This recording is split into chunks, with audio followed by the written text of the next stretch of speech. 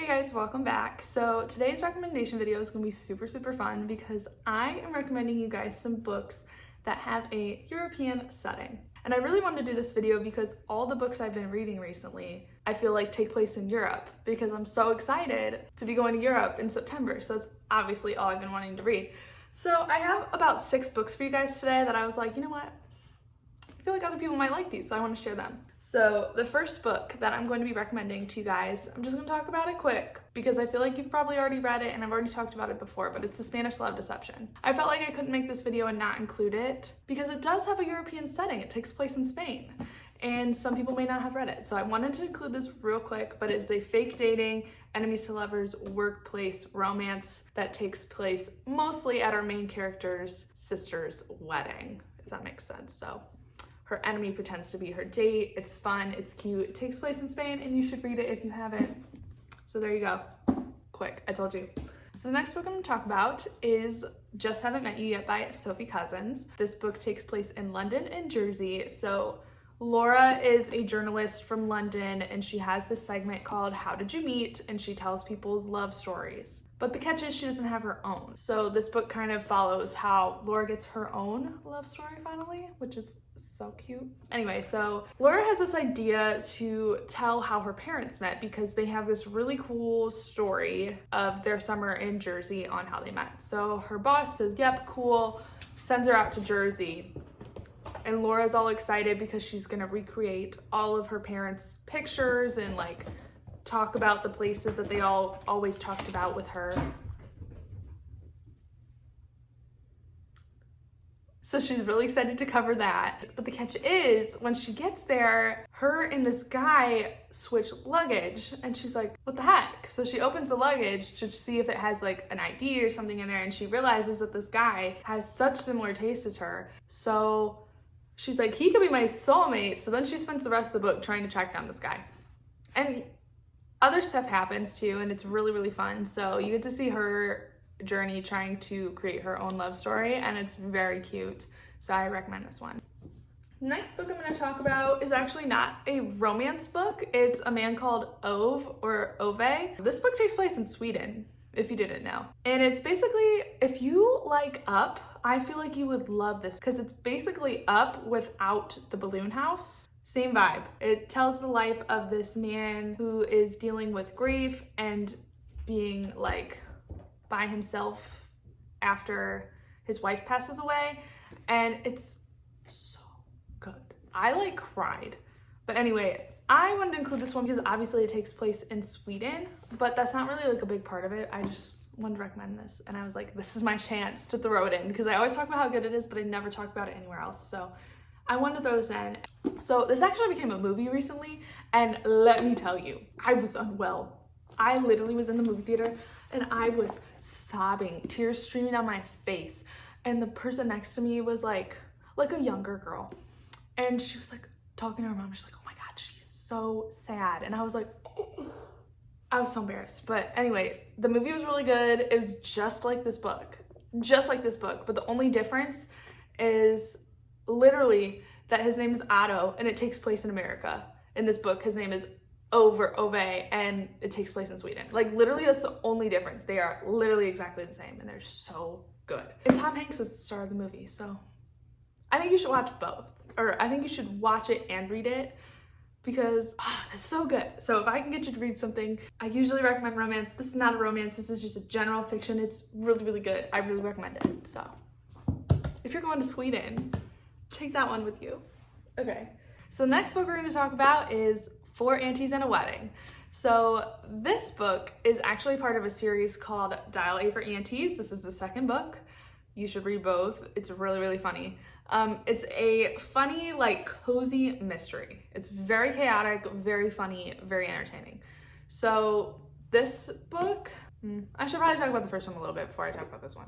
The first book follows Medi and her Chinese-Indonesian family, and they have this like wedding business where they each have their own specialty as a vendor. So Medi's the photographer, one person does flowers, one person does makeup, one's the entertainment, yada, you get it. So you can hire this family and they will take care of your whole wedding. So Maddie, her mom, and her 3 aunties, they're very, very close. And at some points are like a little too close because Maddie's mom takes it upon herself to make this dating profile for Maddie because, sorry, my cat's food just went off. Anyway, she makes this dating profile for Maddie because she takes it upon herself to find Maddie a boyfriend. So Maddie gets set up on this date and it doesn't go very well. And like it doesn't go well. Something happens and he's like, so Maddie she calls up her family and she's like, hey, I have a situation. So they're like, okay, like we'll help you. So they're like, are dealing with this thing and they put him away for the weekend because they had a wedding to do the next day. Well, so they put him in the freezer. So then the next day they find out that somehow the freezer that he was in got taken to the wedding. So now they have to deal with this. That's all I'll say about that, but it's very chaotic because they're running around back and forth trying to make sure nobody finds his dead body. It's just very funny. So this book takes place right after. So they're back again at another wedding, but this time it's in London. So the aunties are very excited and the mafia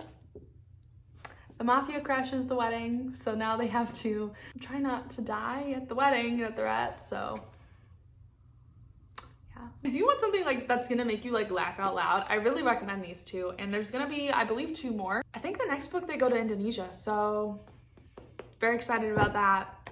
Very excited about that. Okay, so the next book I'm gonna talk about is People You Meet on Vacation by Emily Henry. I feel like this is just like a, dare I say it's a classic. No, I'm just kidding, but it is like, I feel like a very popular book. But so this book, I'm recommending it because it takes place in parts of it in Italy, parts of it in Croatia, but it has all these settings all over because this book follows Poppy and Alex who go on a big vacation with each other every single year. So you get like 10 really fun vacations to follow in this book. And it is a dual timeline. So you get the past timeline. So the past timeline, you'll get a vacation that they went on, and then the current timeline where they're in Palm Springs. So they're in Palm Springs in the current one like 12 years later, because what you find out is in one of these vacations, something happens and they don't talk for a long time. And Poppy is like, you know what? Like, I miss my best friend. So she invites him to Palm Springs and you kind of see them trying to get past this argument in the current timeline. Well, in this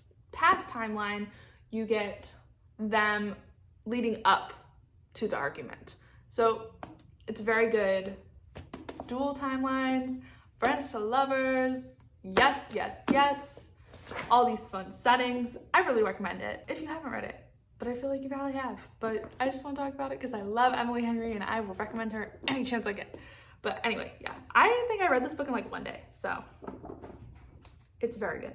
And then the last book that I want to talk about for you all today is Love and Gelato.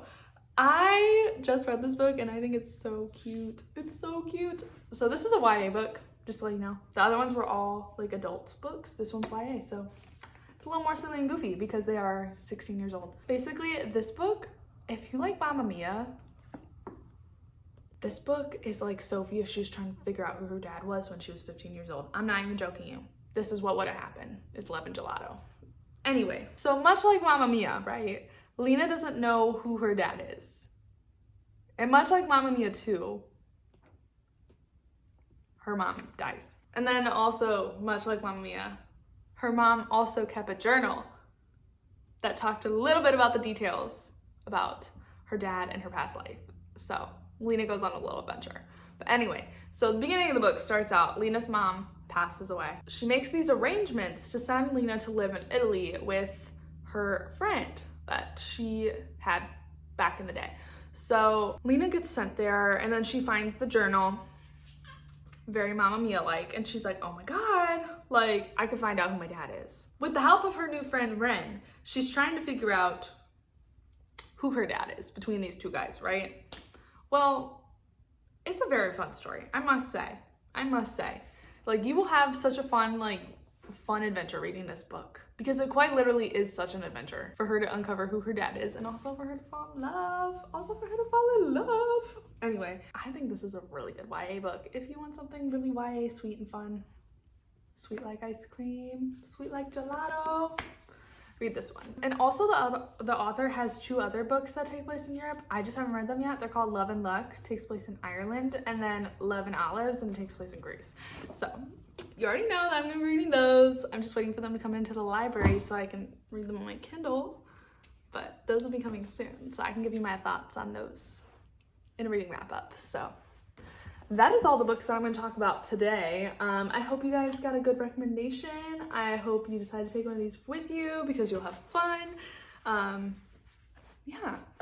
So let me know what you think about these, and if you have any other fun suggestions to add to the list, I'll leave those in the comments below. And I will see you next time. Bye.